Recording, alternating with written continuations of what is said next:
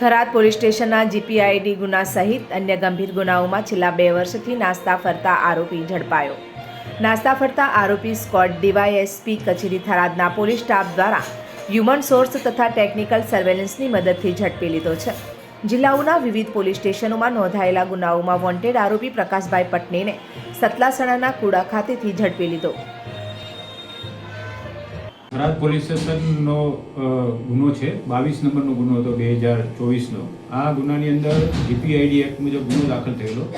Actually બનાવ એવો છે કે જે હાલનો આરોપી છે પ્રકાશ પટણી, પ્રકાશ કણોદરનો રહેવાસી છે અને એણે જુદી જુદી સ્કીમો ચલાવી અને લોકોના પૈસા ઓળવી ગયા, એટલે જીપીઆઈડી એક્ટ મુજબ ગુનો દાખલ થયેલો અને લાંબા સમયથી આ આરોપી ફરાર હતો। આરોપી વિરુદ્ધ નામદાર કોર્ટમાંથી વોરંટ પણ મેળવવામાં આવેલો હતો, છતાં આરોપી મળતો નહોતો।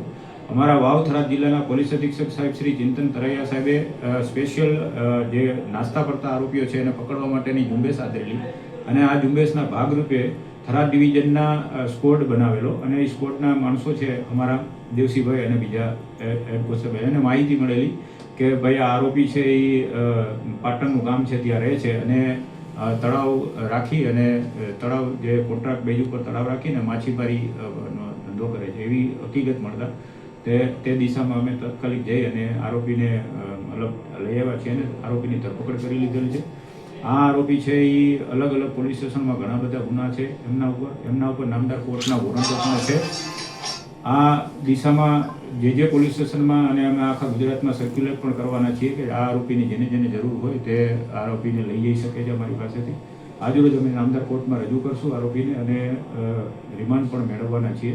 આરોપી સાતીર છે, લાંબા સમયથી નાસ્તો કરતો છે અને એની એમો એવી છે કે જુદી જુદી સ્કીમોમાં લોકોના નાણાં મતલબ મેળવી અને પછી નાણાં પાછા નહીં આપવા એ રીતનો એનો એમો છે, એટલે આ દિશામાં અમે તપાસ અત્યારે કરી રહ્યા છીએ।